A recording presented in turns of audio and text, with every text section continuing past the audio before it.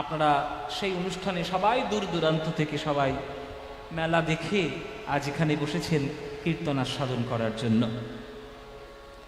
কীর্তন বাংলার সর্বশ্রেষ্ঠ সম্পত্তি, যেটার জনক হল শ্রী চৈতন্য মহাপ্রভু।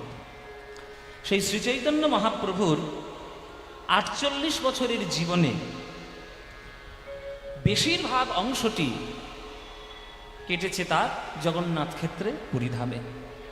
তিনি ২৪ বছর বয়সে তিনি সন্ন্যাস গ্রহণ করেছেন, আর ২৪ বছর বাকি তিনি সন্ন্যাস লীলা অবলম্বন করেছেন। ২৪ বছরের নবদ্বীপ লীলা, ২৪ বছরের সন্ন্যাস লীলা। ওই ২৪ বছরের সন্ন্যাস লীলায় ৬ বছর তিনি বিভিন্ন ভারতবর্ষের জায়গায় ভ্রমণ করেছেন, আর বাকি ১৮টি বছর কেবলমাত্র তিনি নীলাচল ধামে থেকে তিনি কৃষ্ণ বিরহ ভাব প্রকাশ করেছিলেন। সেই নীলাচলে মহাপ্রভুর যেসব লীলাগুলো হয়েছিল, সেই কয়েকটি লীলার মধ্যে আজকের আমরা দুই একটা প্রসঙ্গ আস্বাদন করব। তাই আজকের আমাদের বিষয়বস্তুই হচ্ছে নীলাচলে মহাপ্রভু। নীলাচলে মহাপ্রভুর বিষয় আজকের আমরা আস্বাদন করব। যেহেতু রথ, পুরীধাম, আজকের এই বিষয়ের থেকে অন্য কিছু ভালো বিষয় হতেই পারে না। তাই নীলাচলে মহাপ্রভুর লীলা কথা আমরা আস্বাদন করব।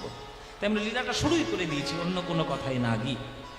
এই মহাপ্রভুর গুরুত্ব সম্বন্ধে আমাদের জানতে হবে যে মহাপ্রভু কি দিলেন আমাদের মধ্যে। আপনারা খুব ভালো করে আজকে যতক্ষণ থাকবেন, ৯:৩০ ১০টা যতক্ষণই আপনারা থাকবেন, মন দিয়ে শুধু কথাগুলো শুনে যাবেন। অনেক কথা আপনারা শোনেন, কেউ পালন করেন, কেউ পালন করেন না। ১০০টা কথা আজকে যেটা বলবো, তার মধ্যে যদি ৫টা কথা শুনতে পারেন, যদি জীবনে যদি সেটা পালন করতে পারেন, সেটাই আপনাদের জীবনের লাভ হবে। সেটা পালন করতে হবে, পালন না করলে হবে না। প্রথম জানতে হবে যে মহাপ্রভু আমাদের জন্য কেন এসেছেন আর কি দিয়েছেন। তিনি কে? মহাপ্রভু হচ্ছেন আনন্দ লীলা ঘনমূর্তি। তিনি জগতের প্রেমানন্দ দেওয়ার জন্য ভক্তদের কাছে এসেছেন। এই আনন্দ সত্তাই হচ্ছে ভগবানের শক্তি স্বরূপ। সৎ, চিৎ, আনন্দ, এই তিনটে সত্তা দিয়ে ভগবান তৈরি হয়। সচ্চিদানন্দ হয় কৃষ্ণের স্বরূপ, অতএব তার শক্তির হয় ৩ রূপ। আনন্দাংশে ভাবমিয়া, সদংশে সন্দিনী, চিদংশে সম্বিত যারে জ্ঞান করি মানে। শ্রী চৈতন্য চরিতামৃতে লেখা আছে এসব কথা।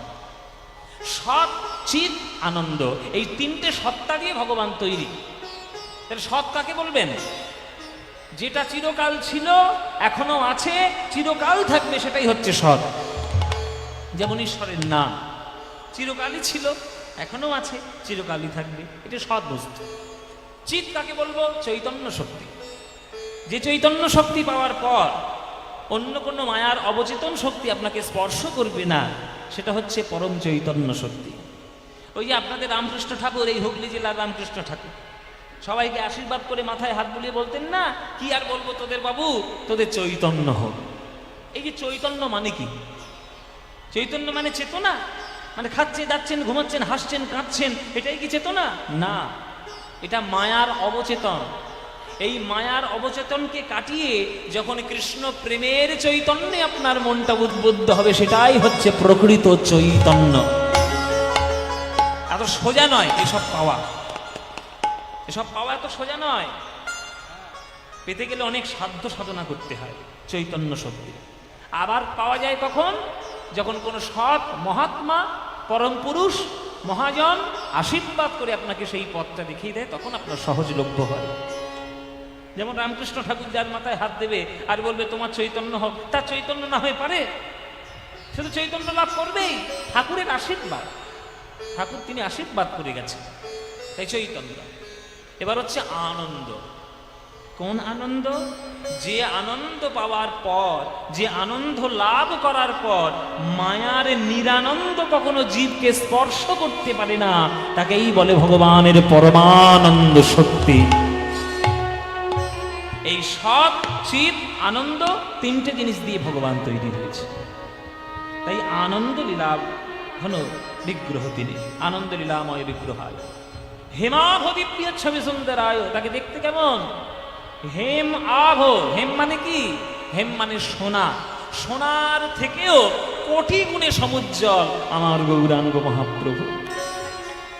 আপনারা যদি গৌরাঙ্গ ভক্ত হন, আপনারা যদি প্রেমের পথের পথিক হন, জগতের যত খনি আছে সোনার খনি, সব সোনার খনির থেকে সোনা তুলে একটা জায়গায় জড়ো করা হলো, আর তার পাশে আমার চৈতন্য মহাপ্রভুকে দাঁড় করিয়ে দেওয়া হলো। আপনারা কোনটা নেবেন? সোনা নেবেন না চৈতন্য নেবেন? কোনটা নেবেন?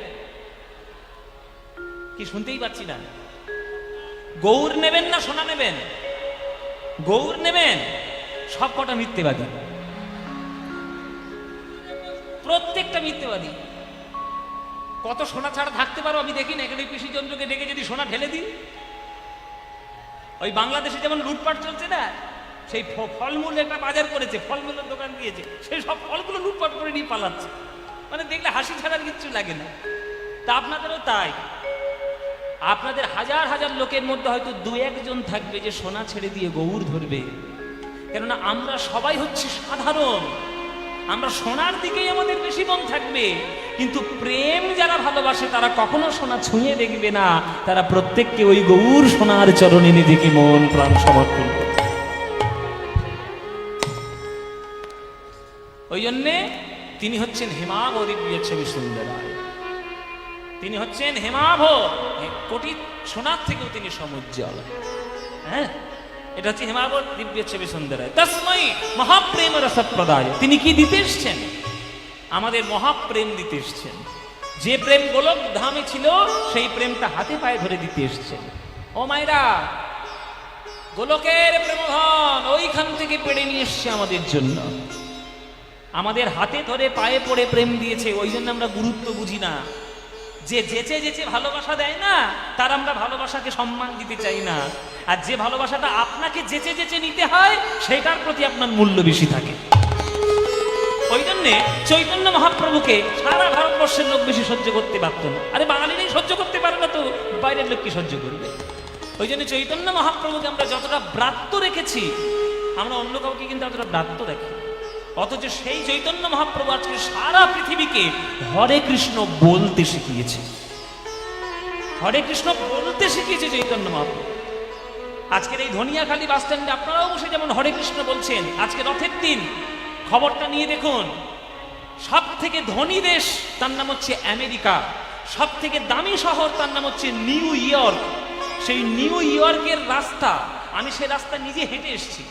আমি যখন গত বছর আমেরিকা গেছিলাম, আমি নিজে হেঁটে এসেছি সে রাস্তাটা। প্রায় 1.5 থেকে 2 কিলোমিটার রাস্তা বন্ধ করে, সারা পৃথিবীর সব থেকে ধনী শহরের সব থেকে দামি রাস্তাটা বন্ধ করে রথযাত্রায় নিউ ইয়র্কে জগন্নাথ দেব বসে আজকের পুরী ধামে সবাই হরে কৃষ্ণ নাম গাইতে গাইতে যাচ্ছে। আজকের দিনে খবরটা নিয়ে দেখুন, খবরের ফেসবুক খবরে নিয়ে দেখুন। হ্যাঁ, আজকের দিনে যাচ্ছে। এটা কার জন্য হয়েছে? হয়েছে একমাত্র বাংলার জন্য, এই বাংলার ছেলে নিমায়ের জন্য। নইলে প্রেম কেউ পেত না। সবাই ভোগবিলাসে মত্ত হয়ে থাকতো, এখনো মত্ত আছি, আরো বেশি থাকতো যদি চৈতন্য মহাপ্রভু না আসতে। তাই মহাপ্রেম রসপ্রদায়। এক একটা দেবদেবী এক একটা ধরনের ফল দেন। মনসার কাছে গেলে সাপ চলে যাবে, সাপ দূরে পালাবে। শীতলার কাছে গেলে মড়ক দূরে যাবে। গণেশের কাছে গেলে ব্যবসা উন্নতি হবে। সরস্বতীর কাছে গেলে পড়াশোনা ভালো হবে। লক্ষ্মীর কাছে গেলে স্টেট ব্যাংকে টাকা বেড়ে যাবে। বিশ্বকর্মার কাছে গেলে কলকারখানায় উন্নতি হয়ে যাবে। কার্তিকের কাছে গেলে ঘরে খোকাখুকি ভর্তি হয়ে যাবে। কিন্তু সব দেবদেবীর কাছে গিয়ে যদি তুমি চরণ ধরে বলো, হে দেবতা, হে দেবী, আমিও সব কিচ্ছু চাই না, আমি কেবলমাত্র রাধা গোবিন্দের প্রেম উপলব্ধি করতে চাই, কারোর ক্ষমতা নেই দেওয়ার। দেওয়ার ক্ষমতা আছে এই বাংলার, এই দেওয়ার ক্ষমতা আছে আমার চৈতন্য মহাপ্রভুর। হাতে ধরে পায়ে পড়ে সেই প্রেম তিনি আমাদেরকে প্রদান করেছে। তাই মহাপ্রেম রসপ্রদায় চৈতন্য চন্দ্রায় নমো নমস্তে। আর সেই চৈতন্য মহাপ্রভুর পথের পথিক হয়ে আপনাদের আজকের একটা সোজা কথা শিখিয়ে দিই মায়েরা, সোজা কথা শিখিয়ে দিই বাবা, ভালো করে কান খুলে শুনে রাখুন। কপালে তিলক নিয়েছেন, ভালো কথা। গলায় তুলসীর মালা নিয়েছেন, খুব ভালো কথা। ধুতি পড়তে শিখেছেন, আরো ভালো কথা। হাতে জপের মালা নিয়েছেন, আরো ভালো কথা। সমস্ত বেশভূষা নেওয়ার পরেও মনের মধ্যে কোনো জীবের প্রতি, কোনো কারোর প্রতি এতটুকু দেশ, হিংসা, অহংকার যদি লেশ মাত্র থেকে থাকে, আপনি বৈষ্ণব হওয়ার অধিকারী নন। অধিকারী নন আপনি। আপনি ভজন সাধন করে কিছু হবে না, ও লোক দেখানো ভজন করে কিছুই হবে না। ধুতি পড়ুন, মালা পড়ুন, জপের মালা নিন, মনটাকে স্বচ্ছ করুন, দেশ মুক্ত করুন, হিংসা মুক্ত করুন, অহংকার মুক্ত করুন, পরের জন্য ভালো চিন্তা করুন, মানুষের কল্যাণ চিন্তা করুন, তবেই আপনি ভজন সাধনে অনেক এগোবেন। সাজা বৈষ্ণব সেজে কোনো লাভ নেই। ত্রিনাদপি সুনি চেন তরোরিব সহিষ্ণুনা অমানীনা মানদেন কীর্তনীয় সদা হরি। আগে মনটাকে ঠিক করো। মন যদি ঠিক হয় তবেই তুমি মানুষ, নইলে ছাই, আর কিচ্ছু না, কিচ্ছু না। তাই আপনাদের সবাইকে বলছি, বৈষ্ণবীয় বেশভূষা পরে নিজেকে বৈষ্ণব বলে জাহির করার চেষ্টা করবেন না। শোনো রে মানুষ ভাই, সবার উপরে মানুষ সত্য, তাহার উপরে না। আগে মানুষ হন, মনটা পরিষ্কার করুন, স্বচ্ছ করে তুলুন, পরের কল্যাণ চিন্তা করুন, সবার প্রতি আপনার দয়া, প্রেম, ভক্তি বর্ষিত হোক, তাহলে দেখবেন আপনি বৈষ্ণব জগতের অনেক দূরে এগিয়ে গেছেন, অনেক দূরে।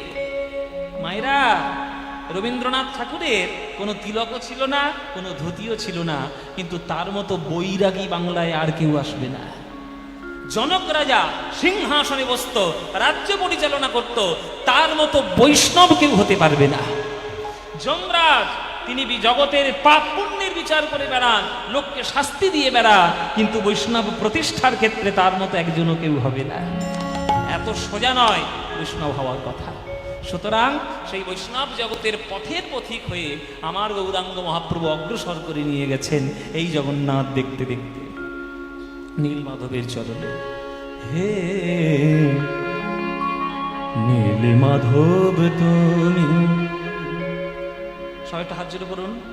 গত বছর এই গানটা রিলিজ করেছিল দাগ মিডিয়া, আমাদের প্রডিউসারের রানা সরকার, তার চ্যানেল থেকে।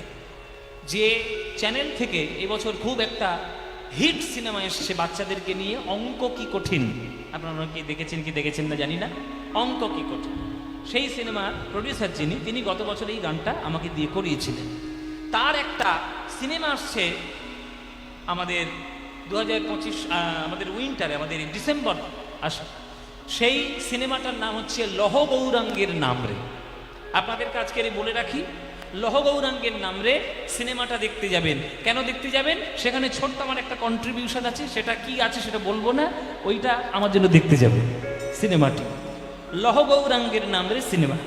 সেই সিনেমার মধ্যে আমার একটা কাজ আছে আর কি, একটা ছোট্ট কাজ আছে, সেটা আপনারা না গেলে বুঝতে পারবেন না কি কাজ আছে না আছে, সেটা ডিটেলস বলবো না, সেগুলো বলা আমাদের পক্ষে উচিত নয়। তো যাই হোক, লহ গৌরাঙ্গের নাম আসছে, সিনেমাটা দেখতে যাবেন। সেই সিনেমা বা সেই প্রডিউসারের একটি গান গত বছর আমি গেয়েছিলাম, সেটা আজকে আপনাদেরকে শোনাচ্ছি এই কারণে, এমনি শোনাই না সব জায়গায়, কিন্তু শোনাচ্ছি আজকে একটা কারণে। আমি যখন এখানে ঢুকেছি দুপুরবেলায়, দেখছি ওই গানটাই আপনাদের এখানে চলছে, সারা দুপুর ধরে এই গানটা চলেছে। আমি ভাবলাম যে যখন ক্যাসেটে চলছে, আজকের ভক্তরা যখন আসবে সবাই মিলে আমি এমনি শোনাবো সবাইকে মিলে। হে নীলমাধব তুমি অনাথের নাথ, করুণার স্বামী প্রভু তুমি জগন্নাথ। জগন্নাথের গান সবাই করে জোরে বসবে। হে নীলমাধব তুমি অনাথের নাথ, করুণার স্বামী প্রভু তুমি জগন্নাথ। নীলমাধব তুমি অনাথের নাথ, করুণার স্বামী প্রভু তুমি জগন্নাথ। জগন্নাথ স্বামী নয়ন পথ